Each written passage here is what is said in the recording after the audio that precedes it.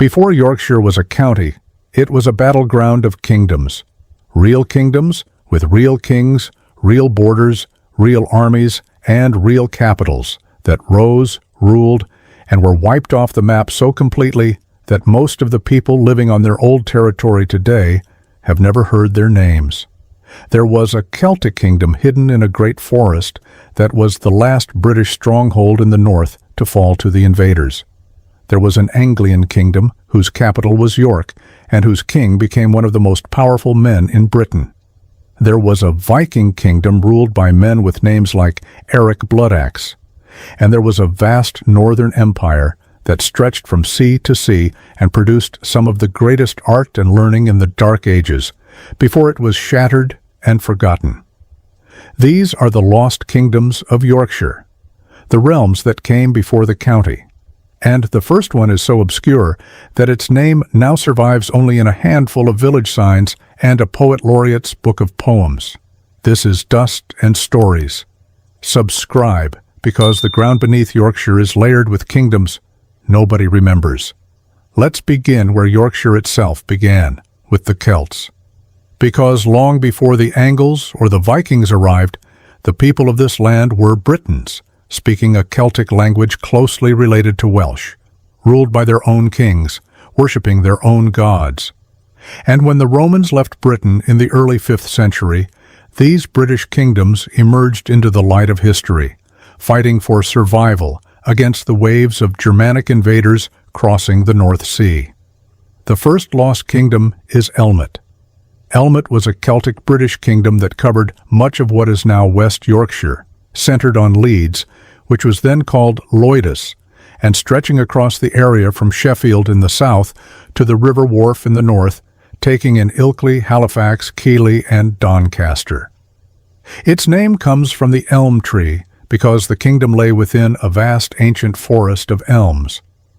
Elmet was part of a network of northern British kingdoms known as the Hen Ogledd, the Old North, whose people spoke an early form of Welsh and whose deeds were remembered in some of the oldest Welsh poetry ever written. And Elmet has a remarkable distinction.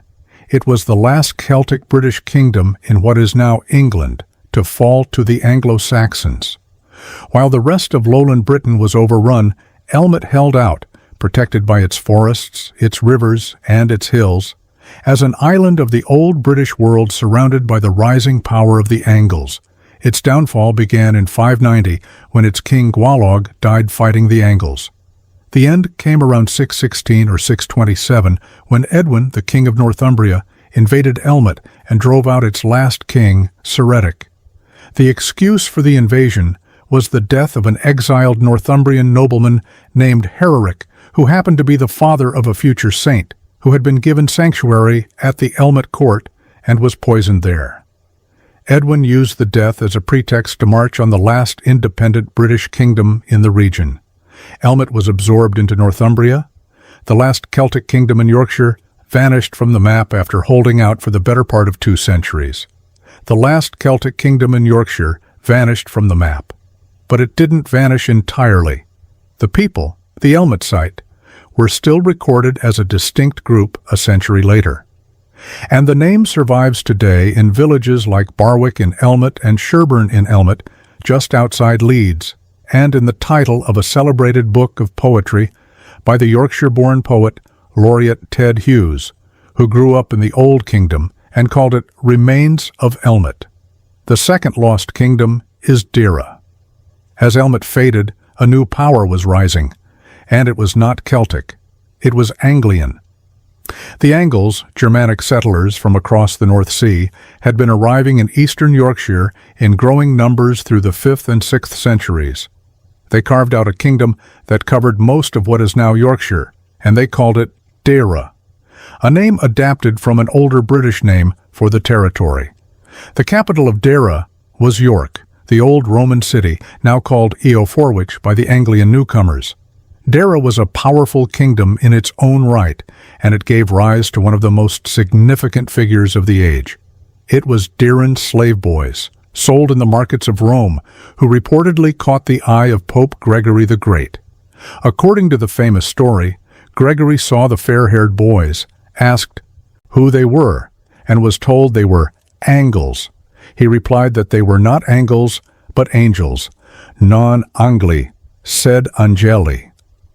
The encounter is said to have inspired Gregory to send the mission that would convert the Anglo-Saxons to Christianity. Whether the story is literally true or not, it places Deira, the kingdom of Yorkshire, at the very origin of English Christianity. The third lost kingdom is Northumbria, and this one was an empire. Around the year 600, the kingdom of Deira was united with its northern neighbor, Bernicia, centered on the great fortress of Bamburgh in what is now Northumberland. Together they formed Northumbria, the kingdom of the land north of the Humber. And at its height, Northumbria was one of the most powerful kingdoms in all of Britain. It stretched from the Irish Sea to the North Sea, from the Humber deep into what is now Scotland. Its kings held sway as overlords of much of Britain, but Northumbria's true greatness wasn't military, it was cultural. In the 7th and 8th centuries, Northumbria became the brightest center of art, learning, and Christianity in all of Western Europe. On the tidal island of Lindisfarne, monks created the Lindisfarne Gospels, one of the most beautiful illuminated manuscripts ever made, a work of such intricacy that some of its decorative panels contain lines so fine they can barely be seen with the naked eye.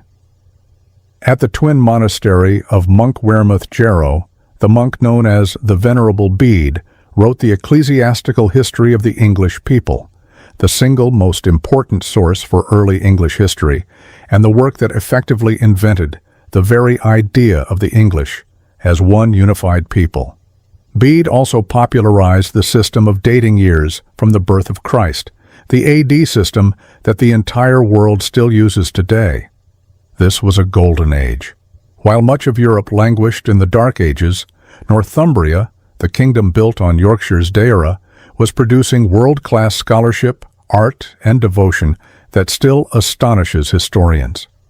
Scholars from Northumbria were sought after across Europe. The kingdom punched so far above its weight that this period is sometimes called the Northumbrian Renaissance, but it could not last. Northumbria descended into civil war and political instability, with the old rivalry between Deira and Bernicia tearing it apart from within. And then, from across the sea, came the people who would end the Anglian Age entirely. The fourth lost kingdom is the kingdom of Jórvík, Viking York. We've talked about the Vikings before, but their kingdom deserves its place on this list as a realm in its own right. In 866, the great heathen army landed in England and marched north. In 867, they took York. They renamed it Jórvík, and they made it the capital of a Viking kingdom that would rule Yorkshire for nearly a century. This was not a temporary occupation. The kingdom of Jórvík was a fully functioning Norse state with its own kings, its own coinage minted in the city, its own laws, and its own thriving economy. Jórvík became one of the greatest trading cities in northern Europe, a cosmopolitan hub connected by sea routes to Scandinavia, Ireland, the Mediterranean, and beyond. At its peak, the city may have held over 10,000 people, making it one of the largest settlements in Britain after London. Goods from as far away as the Middle East and Central Asia have been found in the excavated streets of the Viking city. Silk from Byzantium, cowrie shells from the Red Sea, coins from Samarkand. Archaeologists who excavated the Coppergate site found leather shoes, bone combs, amber jewelry, and the waterlogged timbers of Viking houses preserved for over 1,000 years. The kingdom was ruled by a succession of Norse kings with names that sound like they came from legend, including the last and most famous Eric Bloodaxe, a former king of Norway who ruled Jórvík twice before being driven out and killed in an ambush at Stainmore in 954. With his death, the independent Viking kingdom of York came to an end, and Yorkshire was absorbed back into a unified England. But the kingdom left a permanent mark. The boundaries of the Viking kingdom of Jórvík became, more or less, the boundaries of the county of Yorkshire. boundaries that survived for over 1,000 years, until 1974. If you're following this journey through Yorkshire's buried kingdoms, hit subscribe right now, because the story isn't over. The fifth lost kingdom is Craven. This one is so obscure that historians still argue about whether it was a kingdom at all. Craven was a territory in the Western Pennines in the area around Skipton and the Yorkshire Dales. Its name appears to be Brittonic Celtic, possibly meaning the place of garlic or the rocky place. Craven may have been a small British kingdom that survived, like Elmet, as a pocket of the old Celtic world in the hills of western Yorkshire, holding out against the Anglian advance. The rugged, mountainous terrain of the Dales would have made it a natural refuge, hard to invade, easy to defend. Whether it was a formal kingdom or simply a distinct British territory, the name Craven survived for centuries as the name of a district, and it survives today. The very fact that historians are still uncertain about Craven tells you something profound. That the map of early Yorkshire was so crowded with small, half-remembered British realms that some of them have slipped almost entirely out of history, leaving behind nothing but a name on a signpost and an argument among scholars. The sixth lost kingdom is Hallamshire. Around what is now Sheffield in the south of Yorkshire lay a territory known as Hallamshire, Hallam. It was a distinct administrative and possibly tribal territory whose origins are genuinely mysterious. The name may be Old Norse, may be Anglian, or may preserve something older still. Hallamshire sat on the frontier, the contested borderland between the Kingdom of Northumbria to the north and the Kingdom of Mercia to the south. For centuries, this was a zone fought over by competing powers, a march between kingdoms. The name Hallamshire survived for 1,000 years as the name of the district around Sheffield, and it lingers today in institutions and place names across the city. Sheffield's very identity as a place apart, neither fully of the north nor the south, with its own fierce local character, may trace back to its origins as a contested frontier territory between the great kingdoms. And here is the thread that ties all of these lost kingdoms together, the thing that makes Yorkshire what it is.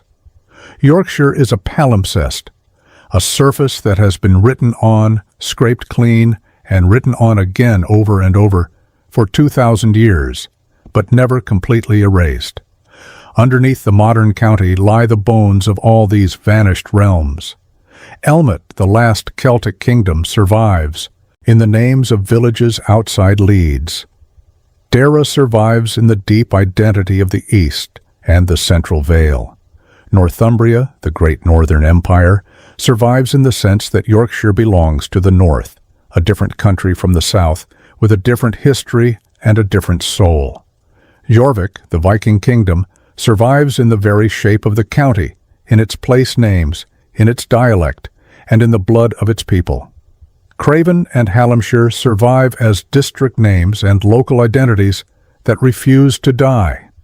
When a Yorkshire person tells you they're from Yorkshire and not from England, they're standing on top of 1,000 years of kingdoms that genuinely were not England, that were Celtic or Anglian or Norse, that had their own kings and their own laws and their own borders. The fierce Yorkshire identity isn't an affectation. It's an inheritance. It's the memory, buried deep, of all the kingdoms that rose and fell on this ground before the county ever existed. Elmet held out in its forest until the last Celtic king was driven into exile. Deira gave England its first taste of Christianity. Northumbria produced the Venerable Bede and the Lindisfarne Gospels and ruled from sea to sea. Jórvík was a Viking capital ruled by Eric Bloodaxe. Craven and Hallamshire held their ground on the frontiers. All of them are gone, all of them are lost, and all of them are still there, just beneath the surface, in the place names and the dialect and the unshakable conviction of the people who live there that Yorkshire is, and always has been, a country of its own. If this video showed you a Yorkshire you never knew existed, subscribe to Dust and Stories. We dig up the kingdoms, the peoples, and the buried history that time tried to erase, and we bring them back into the light, like the video. Drop a comment telling us which lost kingdom you're standing on, and thank you for watching. We'll see you in the next one.